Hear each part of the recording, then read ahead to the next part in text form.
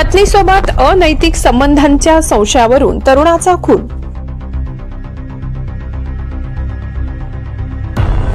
धुळे जिल्ह्यातील शिरपूर तालुक्यातील कोडीद ग्रामपंचायतीत असलेल्या तेल्यामहू पाड्यामध्ये एका 26 वर्षीय तरुणाचा खून झाल्याची धक्कादायक घटना उघडकीस आली आहे। नानासिंग सहायजा पावरा असे खून झालेल्या तरुणाचे नाव असून अनैतिक संबंध असल्याच्या संशयावरून ही हत्या करण्यात आल्याचे समोर आले आहे।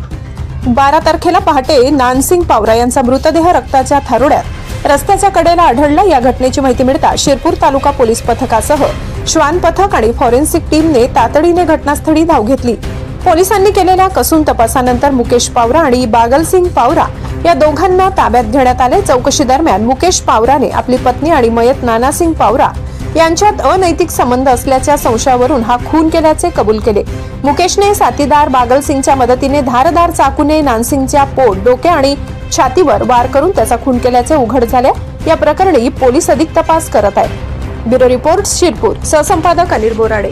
काल दिनांक 12/9/2025 रोजी सकाळी 6 वाजेच्या सुमारास नानसिंग सहायजा पावरा राहणार तेल्यामहू पोस्ट कोळी या ठिकाणचा जो इसम होता त्याला तेल्यामहू गावाजवळ अज्ञात इसमांनी धारदार चाकूने गंभीर जखमी करून जीवे ठार मारले होते। त्याच्याबाबत त्याचा जो भाऊ आहे त्याच्या भावाची तक्रार दाखल करून पोलीस स्टेशनला खुनाचा गुन्हा दाखल करण्यात आला होता आणि ह्या गुन्ह्याचा तपास करत असताना घटनास्थळ हे अतिशय दुर्गम अशा भागात होतं।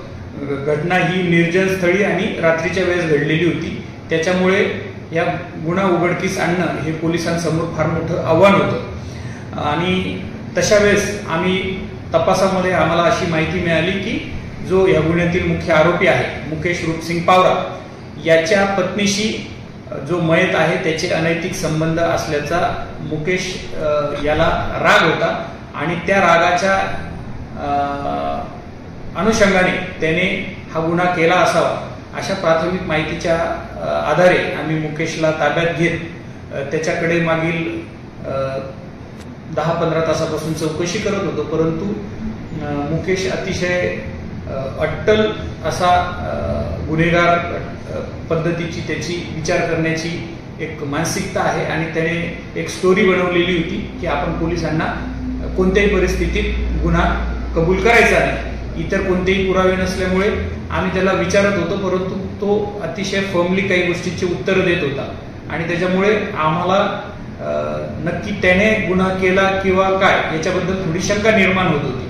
त्याच वेळेस अजून एक जो कोणत्याही गुन्ह्यामधली एक कडी जी नाजूक कडी असते, वीक कडी, ती वीक कडी आम्ही शोधली आणि त्याच्यानंतर आम्हाला या गुन्ह्यातील जो दुसरा त्याचा साथीदार होता ज्याच्या मदतीने बागलसिंग नानूसिंग पावरा, तर याला ज्यावेळेस आम्ही प्रश्न उत्तर केले त्यावेळेस तो थोडा विचलित झाला आणि मग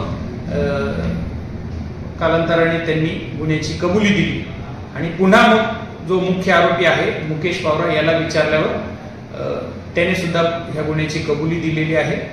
अशा प्रकारे सदरचा गुन्हा शिरपूर तालुका पोलीस स्टेशनने 24 तासात उघड केलेला आहे।